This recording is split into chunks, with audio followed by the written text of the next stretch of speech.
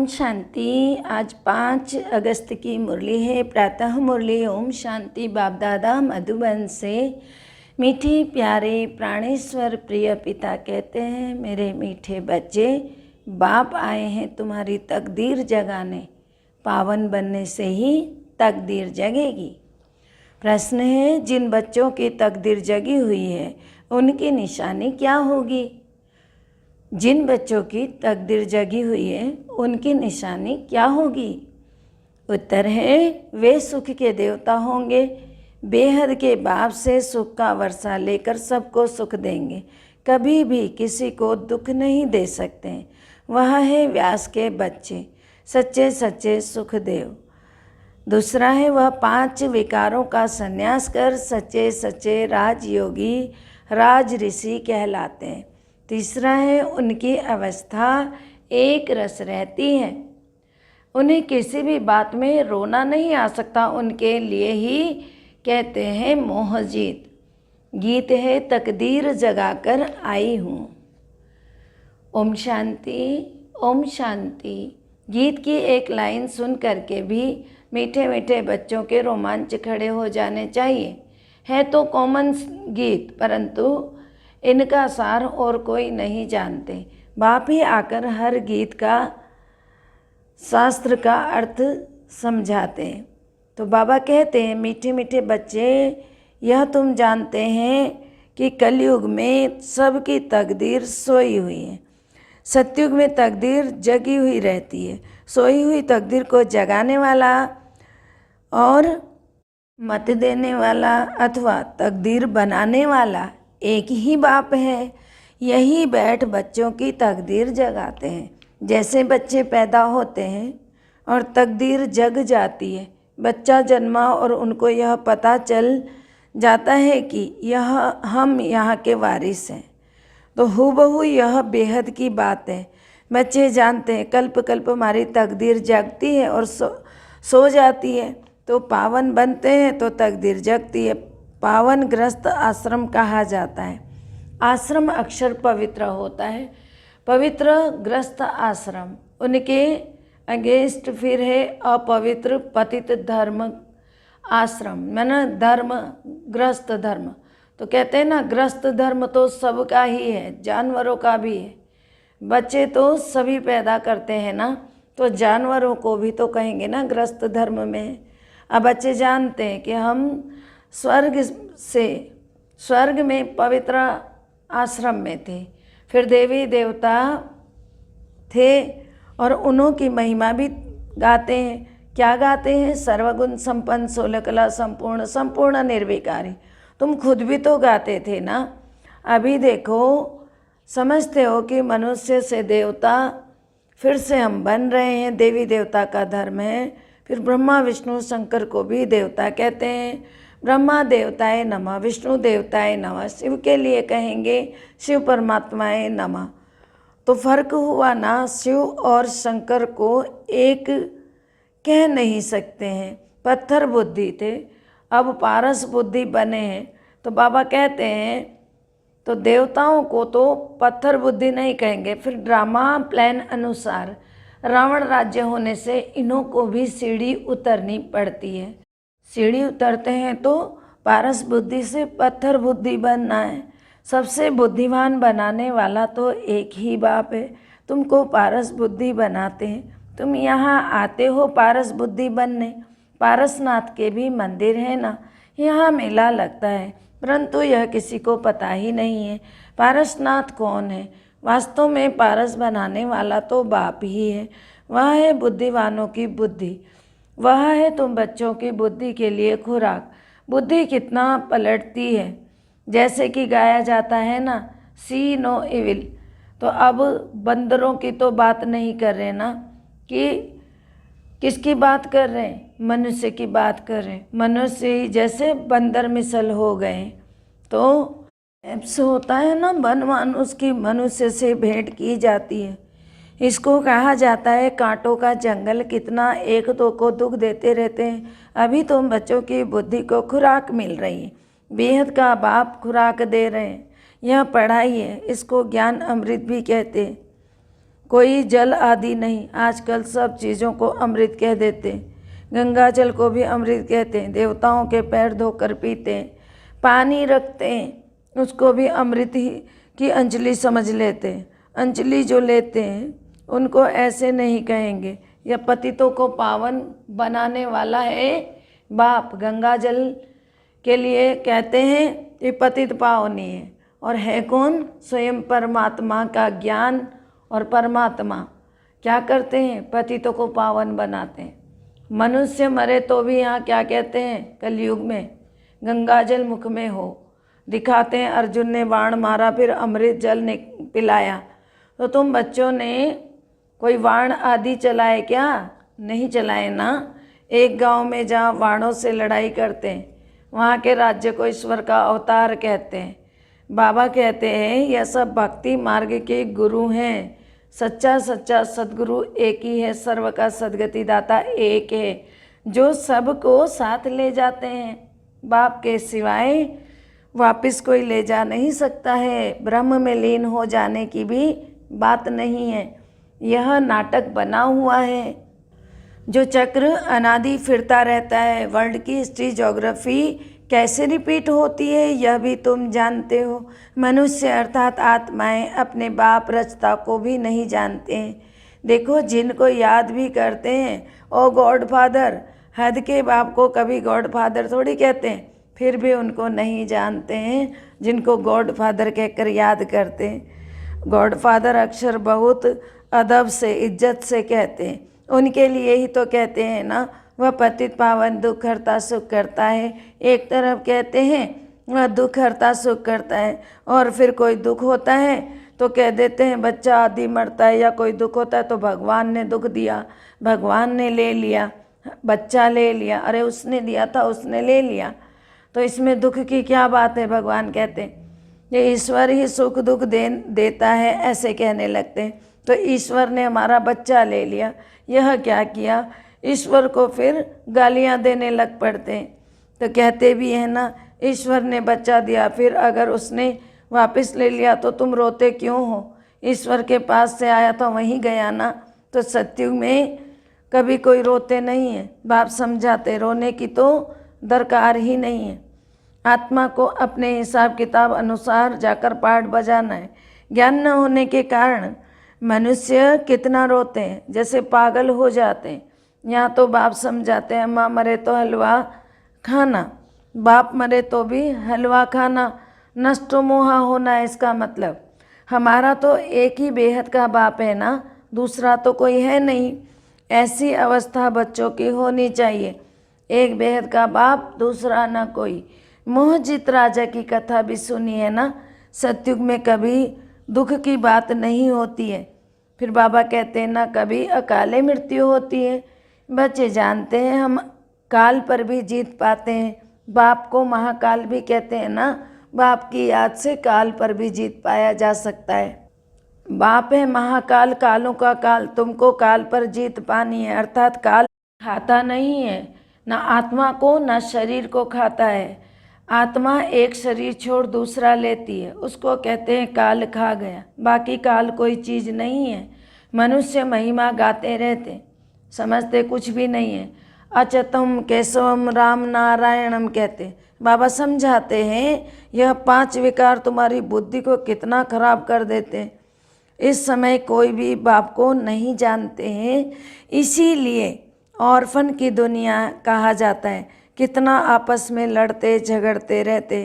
यह सारी दुनिया बाबा का घर है ना। बाप सारी दुनिया के बच्चों को पतित से पावन बनाने आते हैं। तो आधा कल्प बरोबर पावन दुनिया थी ना। तो गाते भी हैं राम राजा राम ही प्रजा राम ही साहूकार है। वहाँ फिर अधर्म की तो बात ही कैसे हो सकती है। कहते भी हैं ना वहाँ शेर बकरी इकट्ठा जल पीते हैं। ये सब बातें स्वर्ग की बता रहे हैं बाबा। कलयुग और स्वर्ग की बातें कंपैरिजन करके शुभ बाबा आपको बता रहे हैं। फिर वहाँ रावण आदि कहाँ से आए? बाप आकर ज्ञान देते हैं कि पतित दुनिया है ना। अब प्रेरणा से तो पतितों को पावन नहीं बनाया जा सकता। बाबा कहते हैं बाहर वाले जब ऐसी बातें सुनते हैं ना रावण आदि की तो हंसते हैं। फिर बाबा ने कहा अब प्रेरणा से पतितों को पावन बनाएंगे क्या? बुलाते हैं पतित पावन आओ, तो आकर भारत को, जरूर भारत में ही आया होगा ना, तो भारत को ही पतित से पावन पहले बनाया होगा। बाबा ने हर बारी मुरली में कहा है, खास भारत आम सारी दुनिया, सबसे ज़्यादा सुधार की ज़रूरत किसको है? भारत को है। अब भी कहते हैं ना, मैं ज्ञान का सागर आया हूँ, क्योंकि बाकी सारी दुनिया तो बाद में बनती है। सबसे पहले भारत ही विश्व होता है और भारत ही कैपिटल होता है। इसलिए सबसे पहले सुधार की ज़रूरत इस धरती के मनुष्यों को है। तो तुम्हें आप समान मास्टर ज्ञान का सागर बनाने के लिए बाबा आए हुए हैं। तो बाबा ने कहा मैं ज्ञान का सागर तुम्हारे लिए आया हूँ। बाप को ही तो सच्चा सच्चा व्यास कहेंगे ना। तो यह व्यास देव और तुम उनके बच्चे सुख देव। अभी तुम सुख के देवता बनते हो, सुख का वर्षा ले रहे हो व्यास शिवाचार्य से। व्यास के बच्चे तुम हो, परंतु मनुष्य मूंझ जाए इसलिए, इस मनुष्य ना मूंझ जाए इसीलिए कहा जाता है शिव के बच्चे। उसका असल नाम तो शिव है। फिर आत्मा को जाना जाता है तो परमात्मा को भी तो जाना जाता है ना। तो बाबा कहते हैं वही आकर पतित से पावन बनाते हैं, फिर रास्ता बताते हैं। कहते हैं मैं तुम आत्माओं का बाप हूँ। कहते हैं अंगूठे मिसल इतना बड़ा तो यहाँ ठहर भी ना सके, वह तो बहुत सूक्ष्म है।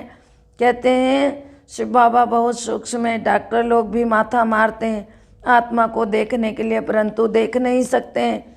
आत्मा को रियलाइज किया जाता है। बाबा पूछते हैं अब तुमने आत्मा को रियलाइज किया है तो इतनी छोटी सी आत्मा में अविनाशी पार्ट भरा है, किया है ना तुमने रियलाइज आत्मा को, कि देखो कितनी छोटी आत्मा में इतना बड़ा पार्ट भरा हुआ है 84 जन्मों का। जैसे एक रिकॉर्ड भरा होता है। पहले तुम देह अभिमानी थे, अभी देही अभिमानी बने हो। तुम जानते हो हमारी आत्मा 84 जन्म कैसे लेती है, उनका एंड नहीं होता है। कोई कोई पूछते हैं यह ड्रामा कब से शुरू हुआ, परंतु यह अनादि है, यह कभी विनाश ही नहीं होता है। इनको कहा जाता है बना बनाया अविनाशी वर्ड ड्रामा। वर्ड को भी तुम जानते हो, जैसे अनपढ़ बच्चों को पढ़ाई दी जाती है, ऐसे बाप तुम बच्चों को पढ़ा रहे हैं। आत्मा ही शरीर द्वारा पढ़ती है। यह पत्थर बुद्धि के लिए फूड है, बुद्धि को समझ मिलती है। तो तुम बच्चों के लिए ही बाबा ने चित्र बनवाए हैं, बहुत सहज है। त्रिमूर्ति ब्रह्मा विष्णु शंकर। अब ब्रह्मा को त्रिमूर्ति क्यों कहते हैं? देव देव महादेव एक दो के ऊपर रख देते हैं, अर्थ कुछ भी नहीं समझते हैं। अब ब्रह्मा कैसे हो सकता है, जबकि ब्रह्मा को प्रजापिता कहा जाता है, तो सूक्ष्म वतन में वह देवता कैसे हो सकता है? प्रजापिता ब्रह्मा तो यहाँ धरती पर होना चाहिए। यह बातें कोई शास्त्र में है नहीं। बाबा कहते हैं मैं इस शरीर का मैं प्रवेश कर इस द्वारा ही तुमको समझाता हूँ। किस द्वारा? ब्रह्मा तन के द्वारा। तो इनको अपना रथ बनाता हूँ। इनके बहुत जन्मों के अंत में मैं आता हूँ। यह भी 5 विकारों का संन्यास करते हैं। संन्यास करने वाले को योगी कहा जाता है, ऋषि कहा जाता है। अभी तुम राज ऋषि हो, तुम योगी हो, तुम प्रतिज्ञा करते हो। वह सन्यासी लोग तो घर बार छोड़ के चले जाते हैं। यहाँ तो स्त्री पुरुष इकट्ठे रहते हैं, परंतु योग अवस्था में रहते। कहते हैं हम विकार में कभी नहीं जाएंगे। मूल बात है ही विकार की। तुम जानते हो शिव बाबा रचयिता है, वह नई रचना रचते हैं। वह बीज रूप सत्यचित आनंद का सागर है, ज्ञान का सागर है। स्थापना पालना विनाश कैसे करते हैं, किसके द्वारा करते हैं, यह बाप ही जानते हैं। इन बातों को मनुष्य तो जानते ही नहीं हैं।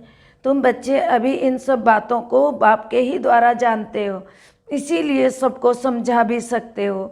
अच्छा, मीठे मीठे सिकिलदे बच्चों प्रति माता पिता बाप दादा का याद प्यार और गुड मॉर्निंग। रूहानी बाप की रूहानी बच्चों को नमस्ते। हम रूहानी बच्चों की रूहानी बाप दादा को दिल व जान से, सिक व प्रेम से याद प्यार नमस्ते, good morning, diamond morning, Om Shanti. शुक्रिया मीठे प्यारे बाबा, लाख लाख शुक्रिया। धारणा के लिए मुख्य सार है। पहला है, हर एक आत्मा का हिसाब किताब अपना अपना है, इसलिए कोई शरीर छोड़ते हैं तो रोना नहीं है, पूरा नष्टो मोहा बनना है, बुद्धि में रहे हमारा तो एक बेहद का बाप, दूसरा ना कोई। दूसरा है, 5 विकार जो बुद्धि को खराब करते हैं उनका त्याग करना है, सुख का देवता बनना है, सबको सुख देना है, किसी को दुख नहीं देना है। मीठे प्यारे वरदानी बाबा के वरदानी हाथ हमारे सिर पर, बाबा वरदान दे रहे हैं कि रहम की दृष्टि द्वारा घृणा दृष्टि को समाप्त करने वाले नॉलेजफुल भव। रहम की दृष्टि द्वारा घृणा दृष्टि को समाप्त करने वाले नॉलेजफुल भव। अर्थ है, जो बच्चे 1-2 के संस्कारों को जानकर संस्कार परिवर्तन की लगन में रहते हैं, कभी यह नहीं सोचते कि यह तो है ही ऐसा, उन्हें कहेंगे नॉलेजफुल। वे स्वयं को देखते और निर्विघ्न रहते हैं, उनके संस्कार बाप के समान रहम दिल के होते हैं। रहम की दृष्टि घृणा दृष्टि को समाप्त कर देती है। ऐसे रहम दिल बच्चे कभी आपस में खिटखिट नहीं करते हैं, वे सपूत बनकर सबूत देते हैं। स्लोगन है, सदा परमात्मा चिंतन करने वाले ही बेफिक्र बादशाह है, उन्हें किसी भी प्रकार की चिंता नहीं हो सकती है। सदा परमात्मा चिंतन करने वाले ही बेफिक्र बादशाह हैं, उन्हें किसी भी प्रकार की चिंता नहीं हो सकती है। आगे हैं मातेश्वरी जी के अनमोल महावाक्य, अखंड ज्योति तत्व साइलेंस लॉज और साकारी दुनिया प्लेग्राउंड। आत्माओं का निवास स्थान है अखंड ज्योति महत्व, जहाँ इस शरीर के पार्ट से मुक्त है, अर्थात दुख सुख से न्यारी अवस्था में है, जिसको साइलेंस की लॉज भी कहते हैं। तो बाबा कहते हैं, और आत्माओं का शरीर सहित पार्ट बजाने का स्थान प्लेग्राउंड, यह साकार दुनिया है। तो मुख्य 2 दुनिया हैं, एक है निराकारी दुनिया, दूसरी है साकारी दुनिया। तो दुनिया वाले सिर्फ कहने मात्र कहते हैं कि परमात्मा रचता पालन करता है, संहार करता है, खिलाता है, मारता है, जलवाता है, वह भी सब कुछ वही करता है, ऐसे कहते हैं। तो बाबा कहते हैं दुख सुख देने वाला वही है, यह भी कहते हैं। जब कोई को दुख आता है तो कहते हैं प्रभु भाना मीठा लागे। अब यह है अयथार्थ ज्ञान, क्योंकि यह कोई परमात्मा का काम नहीं है। परमात्मा दुख हरता सुख करता है, दुख करता नहीं है, दुख हरता है। जन्म लेना जन्म छोड़ना, दुख सुख भोगना, हर एक मनुष्य आत्मा के संस्कार हैं और कर्म के अनुसार हैं। तो शारीरिक जन्म लेने वाला माता पिता जो है, जो भी कर्म बंधन अनुसार बाप बेटे के संबंध में आता है, इसी रीति आत्माओं का पिता फिर परमात्मा बाप है। तो वो कैसे बेहद की रचना की स्थापना पालना करता है, कैसे वह अपने 3 रूप ब्रह्मा विष्णु शंकर का रचयिता है, फिर इस आकारी रूपों द्वारा दैवी सृष्टि की स्थापना, आसुरी दुनिया का विनाश और फिर दैवी दुनिया की पालना, परमात्मा के यह 3 काम बेहद के हैं। तो बाकी यह दुख सुख जन्म मरण कर्मों के अनुसार ही है। परमात्मा तो है ही सुख का दाता, वो कोई अपने बच्चों को दुख नहीं देता है। अच्छा, ओम शांति। सर्व का भला हो, सब सुख पाएं, सब परमात्मा से जुड़ जाएं। सर्व का भला हो, सब सुख पाएं, सब परमात्मा से जुड़ जाएं। सर्व का भला हो, सब सुख पाएं, सब परमात्मा से जुड़ जाएं। सबकी बुद्धि का ताला खुल जाए, परमात्मा मिलन हो जाए। ओम शांति।